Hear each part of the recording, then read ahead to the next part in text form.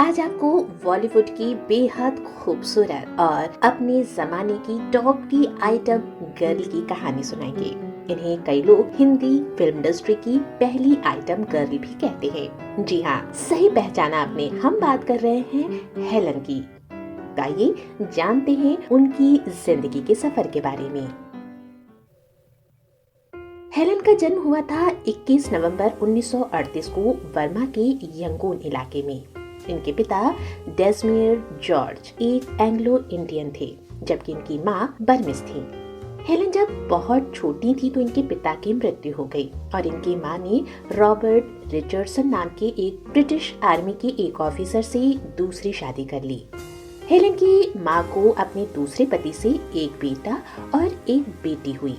Helen की माँ अपने दूसरे पति से जब तीसरी बार गर्भवती थी तो दूसरा विश्व युद्ध छिड़ गया और इस दौरान जापान ने बर्मा पर हमला कर दिया। जापानियों ने बर्मा पर जबरदस्त बमबारी की। हेलन के सौतेले पिता जापानियों के इस हमले में मारे गए। जान बचाने के लिए हेलन की मां ने अपने सभी बच्चों को साथ लिया और हिंदुस्तान की तरफ भागना शुरू कर दिया। बर्मा से जान बचाकर भागने वाले लोगों का एक बड़ा काफिला उन्हें रास्ते में मिला और हेलन की मां अपने बच्चों को साथ लेकर उस काफिले में शामिल हो गई। इस काफिले में हेलन अपनी माँ, अपने सगे एक छोटे भाई और 2 सौतेले भाई बहनों के साथ थीं। हेलन और उनके पूरे परिवार के लिए ये सफर बेहद चुनौतियों से भरा था। ये लोग कई दिनों तक भूखे प्यासे बस यूं ही चलते रहते। इस बीच इनके काफिले के कई लोग बीमारी से मर गए तो कुछ पीछे छूट गए। रास्ते में कुछ गांव वाले इन लोगों की थोड़ी बहुत मदद जरूर कर देते, पर ये मदद बेहद थोड़ी होती। इस परिवार ने बहुत दिन बस यूं ही चलते हुए गुजारे। भूखे पेट, नंगे पांव, छोटे बच्चे और एक गर्भवती माँ। कितना मुश्किल से भरा रहा होगा ये पूरा सफर हेलन और उनके पूरे परिवार के लिए। ब्रिटिश आर्मी ने उनकी मदद की और आखिरकार हेलन और उनका पूरा परिवार 9 महीनों के लंबे सफर के बाद सितंबर 1942 को असम के डिब्रूगढ़ आ गया। लेकिन ये सफर बेहद संघर्ष से भरा हुआ था। इस पूरे सफर के दौरान हेलन की मां ने अपने गर्भस्थ शिशु को खो दिया। उनकी हालत इस दौरान बेहद नाजुक हो गई थी, साथ में 4 छोटे बच्चे। हेलन की मां की हालत इतनी खराब हो गई थी कि ब्रिटिश आर्मी ने उन्हें अस्पताल में भर्ती कराया और जब उनकी हालत में कुछ सुधार हुआ तो हेलन की मां अपने छोटे बच्चों को लेकर कलकत्ता आ गई और यहाँ आकर नर्स की हैसियत से आर्मी हॉस्पिटल को ज्वाइन कर लिया। कलकत्ता आए उन्हें करीब 2 साल ही हुए थे कि स्मॉल पॉक्स से हेलन के सगे छोटे भाई की मौत हो गई।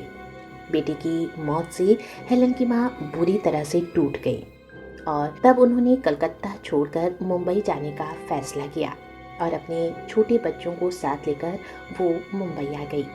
हेलन की मां ने मुंबई आकर एक प्राइवेट अस्पताल में नर्स की नौकरी की। हेलन और उनके छोटे भाई बहनों को एक सरकारी स्कूल में दाखिला दिला दिया गया। लेकिन हेलन की मां के ऊपर जिम्मेदारियां बहुत ज़्यादा थी और उनकी सैलरी बहुत कम थी। परिवार की आर्थिक हालात बेहद खराब थे। ऐसे में हेलन को बहुत छोटी उम्र में परिवार की जिम्मेदारी निभाने के लिए अपनी पढ़ाई बीच में छोड़नी पड़ी। न चाहते हुए भी हेलन की मां ने हेलन के लिए काम ढूंढने की कोशिश की। हेलन की मां की दोस्ती उस दौर में फिल्मों की मशहूर डांसर कुक्कू मोरे से हो गई। कुक्कू मोरे उस वक्त हिंदी फिल्म इंडस्ट्री की बेहद प्रसिद्ध डांसर थी। हेलन की मां ने कुक्कू मोरे से हेलन को फिल्मों में कुछ काम दिलाने की रिक्वेस्ट की। तब कुक्कू मोरे ने हेलन की मां को सलाह दी कि पहले हेलन को डांस की ट्रेनिंग दिलाओ, तब जाकर इसे कोई काम मिल पाएगा।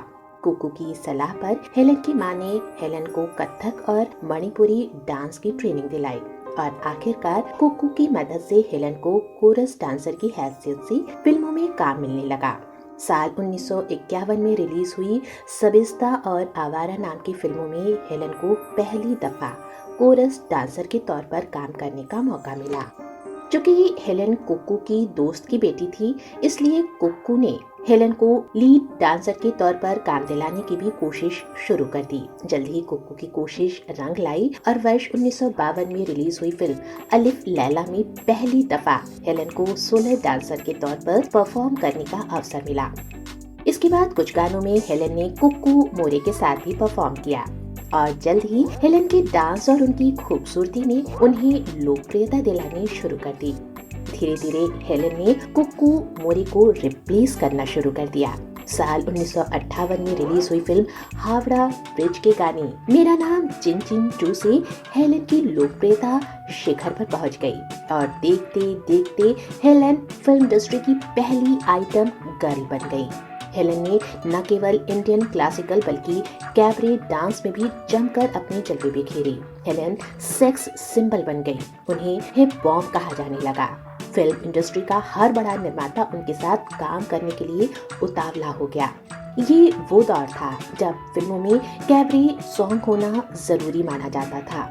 हेलन के डांस की डिमांड बढ़ने लगी और उन्होंने खूब पैसा कमाना शुरू कर दिया। एक सीलन वाली बदबूदार कमरे में रहने वाली हेलन कुछ ही सालों में एक आलीशान बंगले की मालकिन बन गई।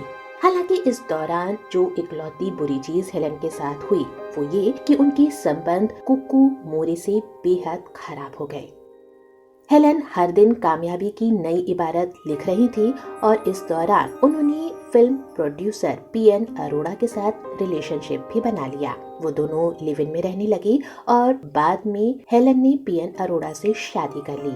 उधर कुकू मोरे, जिनकी बदौलत हेलन को बॉलीवुड में ये मुकाम हासिल हुआ था, उनकी हालत बेहद खराब रहने लगी। हेलन पर तो नहीं, लेकिन हेलन की माँ पर अपनी बेटी की शोहरत और दौलत का घमंड जरूर चढ़ने लगा। फिल्म इंडस्ट्री में तब कुकू मोरे की जगह हेलन को पसंद किया जाने लगा तो कुकू मोरे के दिन बुरे होने शुरू हो गए। उन्हें काम मिलना बंद हो गया। कुकू की आर्थिक स्थिति बेहद खराब हो गई। कभी अपने कुत्तों को भी गाड़ी में घुमाने वाली कुकू मोरे पाई पाई के लिए मोहताज हो गई। एक दिन एक पार्टी में कुकू मोरे को सुनाते हुए हेलन की माँ ने किसी से कहा, मेरी बेटी के सामने कुकू मोरे क्या चीज है? कुकू मोरे मेरी बेटी की उंगली के बराबर भी नहीं है। कुकू को हेलन की माँ की ये बात बेहद बुरी लगी। इधर मीडिया में चल रही गॉसिप्स के प्रभाव में आकर हेलन ने भी कुकू मोरे से बात करना बंद कर दिया। एक इंटरव्यू में कुकू ने बताया कि एक दिन किसी काम से उन्होंने हेलन से बात करने के लिए उनके घर फोन किया, लेकिन जिसने फोन उठाया उसने जवाब दिया कि यहाँ हेलन नाम की कोई महिला नहीं रहती। शायद हेलन को लगा होगा कि मैं उनसे कोई मदद मांगूंगी, इसलिए उन्होंने मुझसे बात नहीं की। जबकि इसी घटना पर रिएक्ट करते हुए हेलन ने कहा, उन्होंने कभी भी कुकू से फोन पर बात करने से इनकार नहीं किया। वो कुकू को कभी नहीं भूल सकती। वो कुकू की मदद भी करना चाहती थी, लेकिन वो नहीं चाहती थी कि कुकू को ये महसूस हो कि मैं उन पर कोई एहसान कर रही हूँ। आखिरकार हर किसी की अपनी एक सेल्फ रिस्पेक्ट होती है। बहरहाल कुकू के मौत के बाद हेलन और कुकू के बीच का ये रिश्ता खत्म हो गया। दूसरी तरफ अपनी शादी के लगभग 16 साल बाद वर्ष 1974 में हेलन ने अपने पति पीएन अरोड़ा से अपना रिश्ता खत्म कर लिया। बकौल हेलन, पीएन अरोड़ा उन पर बहुत ज्यादा सख्तियां करने लगे थे। वो हेलन की कमाई दौलत को आंख बंद करके लुटा रहे थे। नतीजा ये हुआ कि हेलन लगभग बैंक करप्ट हो गई और जिस किराए के घर में वो पीएन अरोड़ा के साथ रह रही थी वो भी उन्हें खाली करना पड़ा। पीएन अरोड़ा से शादी खत्म करने के बाद हेलन की जिंदगी में मुसीबतें आना शुरू हो गई। कहा जाता है कि हेलन के अपनी माँ और अपने भाई बहनों के साथ इस दरमियान रिश्ते बेहद बिगड़ गए। परिवार ने हेलन से सारे रिश्ते खत्म कर लिए। वहीं 50, 60 और 70 के दशक के शुरुआती सालों तक हर किसी की पहली पसंद रही हेलन को अब बढ़ती उम्र की वजह से काम मिलना भी काफी कम हो गया। वजह थी फिल्म इंडस्ट्री में इस समय कई नए हॉट और जवान डांसर्स आ चुकी थी। एक वक्त में जिस हेलन के पास काम खुद चलकर आता था, अब उसी हेलन को काम मांगने के लिए डायरेक्टर, प्रोड्यूसर्स के दरवाजे पर दस्तक देनी पड़ रही थी। इत्तेफाक से इसी दौरान हेलन की मुलाकात मशहूर और मारूफ लेखक सलीम खां से हुई। सलीम खां ने हेलन को काम दिलाने में काफी मदद की। इसी दौरान दोनों के बीच नजदीकियां बढ़ने लगी। हेलन को सलीम खां की अच्छाई और सलीम खां को हेलन की सादगी बेहद पसंद आई। दरअसल जिस वक्त हेलन सलीम खां के संपर्क में आई, हेलन के पास कोई काम नहीं था। वो आर्थिक तंगी का सामना कर रही थी। ऐसे में सलीम थे जिन्होंने हेलन को सपोर्ट किया और न केवल प्रोफेशनल लाइफ में हेलन के नाम को आगे बढ़ाया, बल्कि पर्सनल लाइफ में भी उनका हाथ थाम लिया। जो लोग सलीम खां के करीबी रहे हैं वो यही कहते हैं कि सलीम कभी भी हेलन के प्यार में दीवाने नहीं हुए। हेलन के साथ सलीम का रिश्ता हमेशा प्रोफेशनल था, मगर दोनों के बीच की बॉन्डिंग को जब लोगों ने प्यार का नाम दिया तो सलीम ने ठान ली कि वो हेलन को हंसी का पात्र नहीं बनने देंगी और उन्होंने हेलन से शादी कर ली।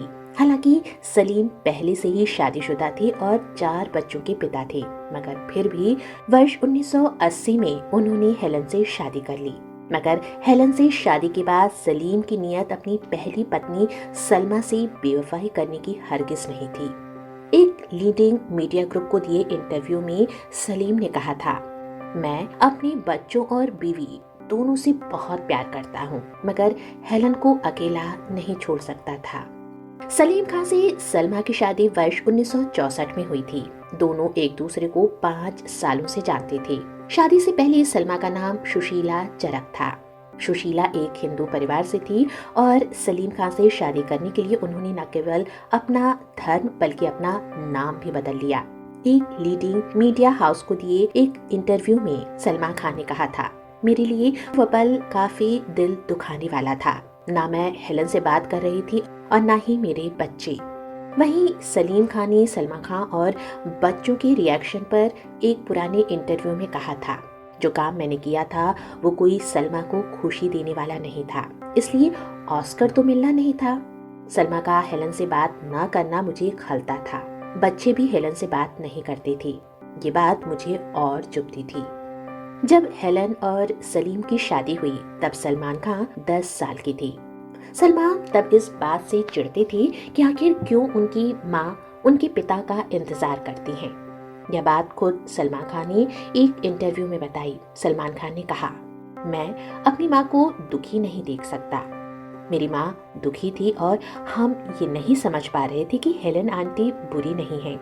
जब हमें इस बात का एहसास हुआ तब हम सब ने उन्हें दिल से स्वीकार लिया। इधर सलीम खान से शादी करने के बाद हेलन को बहुत पछतावा था। उन्हें लगता था कि उन्होंने सलीम खान का बसा बसाया घर तोड़ दिया, मगर हेलन का व्यवहार ही था जो पूरे खान परिवार ने उन्हें खुली बाहों से स्वीकार कर लिया। सलीम और हेलन की अपनी कोई संतान नहीं हुई। तब उन्होंने अर्पिता को गोद लिया। अर्पिता के आने के बाद से हेलन सलीम की परिवार की और करीब आ गई। आज हेलन के बिना खान परिवार अधूरा है। परिवार की हर तस्वीर में अब हेलन भी नजर आती हैं। उन्हें परिवार में वही इज्जत मिलती है जो सलमा खां को मिलती है।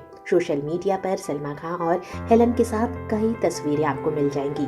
इतना ही नहीं, सलमान खां, अरबाज खां, सुहेल खां भी अब हेलन को मां का ही दर्जा देती हैं। हालांकि सलमान खां आज भी हेलन को हेलन आंटी ही कहते हैं। सलीम खान से शादी करने के बाद हेलन ने अपनी फिल्मी करियर को पूरी तरह से बाय बाय कर दिया, लेकिन फिर भी यदा कदा कुछ फिल्मों में वो गेस्ट अपीयरेंस के तौर पर नजर आती है। कैसी लगी हमारी आज की ये स्टोरी? कमेंट सेक्शन में हमें जरूर बताएं।